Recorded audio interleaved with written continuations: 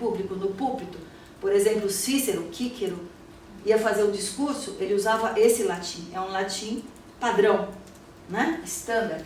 Então, como era esse latim? Esse latim tinha dois tipos de acento. O macro e a bráquia. Só esses dois acentos. Agora, como era o sistema de marcação desses sons? O macro era assim que era marcado, com traço longo, que é justamente icônico isso, porque o traço significa tem que durar mais. Tudo bem? E a bráquia era marcada assim, olha, que nem uma tigelinha, para dizer, tem que dizer rápido. Fácil? Tranquilo? Porque a gente vai ler palavras do latim que tem esses sinais. Então é importante a gente saber que esse é longo. Então o macro indica que a sílaba é longa, eu tenho que demorar mais tempo usando aquela vogal. E a bráquia significa que é um som breve. Então eu falo rapidinho. Quem é de língua francesa tem um ouvido muito sensível a duração da sílaba, né? Sílaba longa, sílaba breve. E, aliás, quando a gente ensina pronúncia, a estratégia de mostrar que a tônica é mais longa é mais perceptível do que insistir na força. Sim. Para a força, o ouvido francês não é, mais para a duração. No português também, para as crianças. Porque percebem mais facilmente. Como língua materna. Por quê? Porque a gente tem que continuar explicando como era a língua materna. A língua materna, aquela língua do passado, era o latim. Então, é lógico que todo... Por que a gente explica assim? Por que a Liliane falou isso? Porque o longo vai dar o que a gente chama de tônico no português. Ele foi reanalisado. Então, uma coisa que eu escuto e que dura mais, para mim, a gente aprendeu a dizer que ela é tônica. Na verdade, ela é longa. Ela leva mais força e duração para ser pronunciada. Por isso que o outro percebe. Fácil. E essa sílaba não muda. Toda sílaba do latim que leva esse acento, ela chega no português do mesmo jeito. Ela não muda. Toda sílaba no latim que leva esse acento bráquia, que é ensinada na escola pra gente como sílaba átona,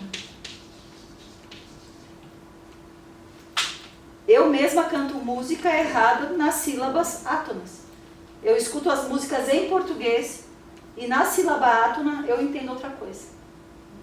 Então, porque ela não chega ao meu ouvido com maior duração. Né? Então, a história nunca mudou. Vai ser sempre assim em todas as línguas românicas. Né? Como a gente está falando do português, todos os exemplos que eu trouxe são do português. Então, vamos lá. Em latim, o ritmo era definido pelo traço prosódico, por isso que já ouviram italianos falando? A língua mais próxima do latim é o italiano. E é meio cantado. Vocês percebem que é mais cantado? Sim.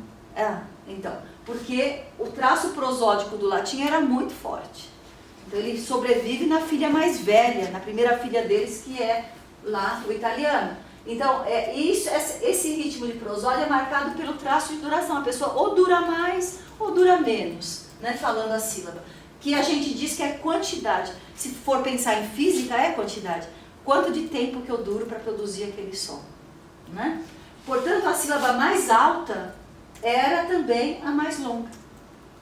Ok? E vai receber o sinal de macro. Faz sentido para vocês, por enquanto? Tranquilo?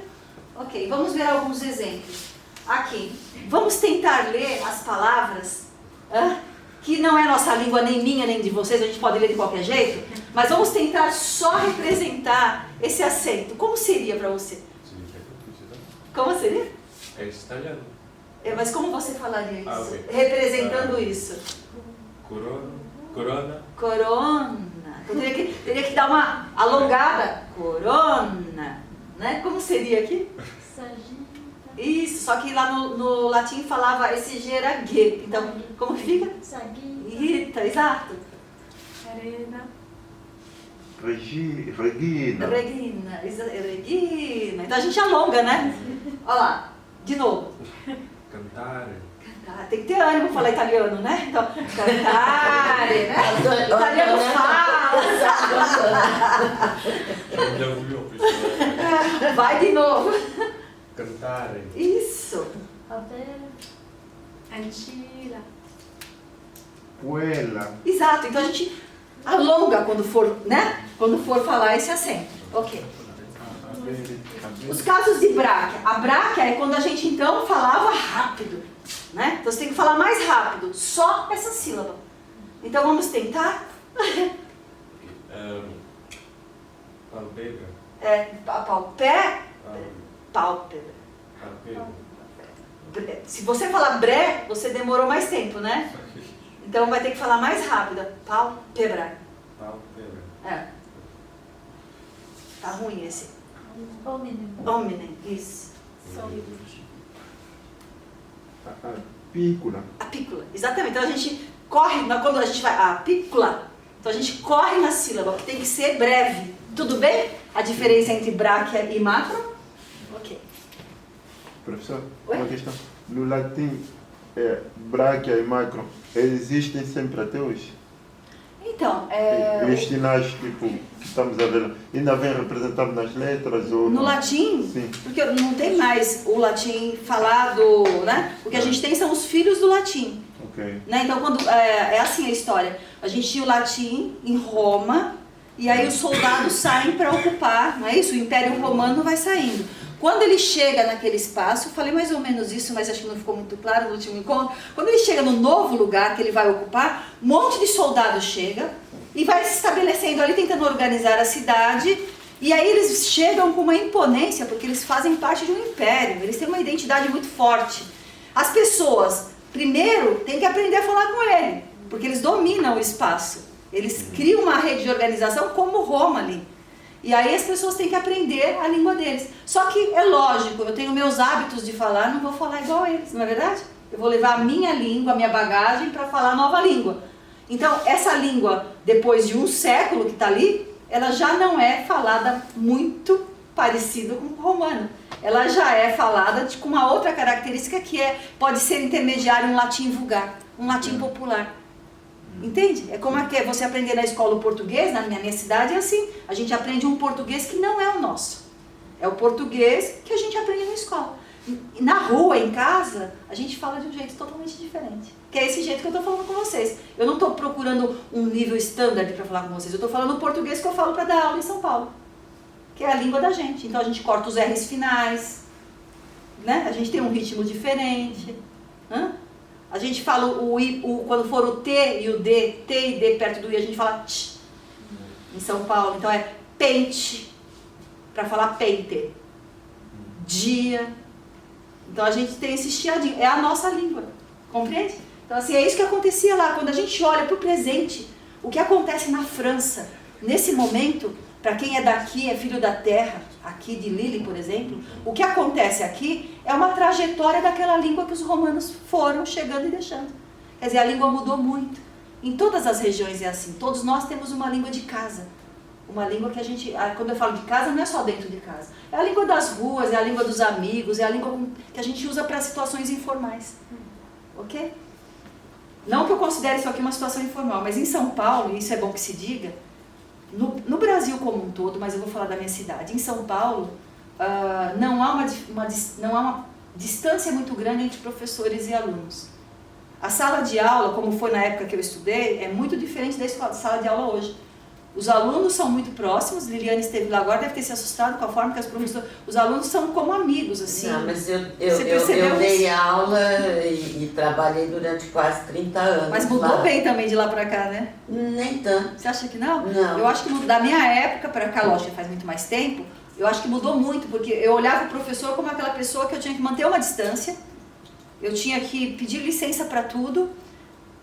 Professor, professor dá licença, tá o tempo todo assim, e toda cheia de dedos para falar com o professor. Obrigada, cheia de cerimônia. Hoje os meus alunos me tratam como que já professor, eles pegam a sílaba mais forte, né, uma das primeiras, ou a primeira ou a mais forte, ou e para me tratar. Ou seja, quando você corta mais sílabas de uma palavra para tratar o outro, você tem maior intimidade. E só tem então os quando amigos. vocês me chamarem de prof, quer dizer que estão com mais intimidade. E é interessante, porque quando começa os meus alunos de graduação, eles me tratam como Maria Célia. Usam todo Maria Célia. Quando eu chego na sala, começo a dar aula. Quando eles se tornam, assim, alunos de iniciação científica, ou no final do semestre, já começa um pro. Já começa, porque já ficou mais íntimo, né? Um pro.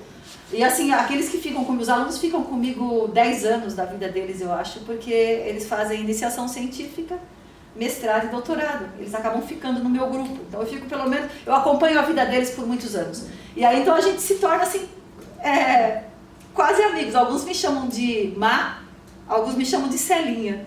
Então, assim, que é o diminutivo do meu nome. Então, assim, vai mudando a forma de tratamento conforme você vai convivendo. Que eu acho que é exatamente isso, reproduz uma história que não é minha. É a história de evolução da nossa cultura, da nossa língua, né? Então, o macron, que eu escrevi com C, na origem era escrito com K, elas são palavras com maior duração.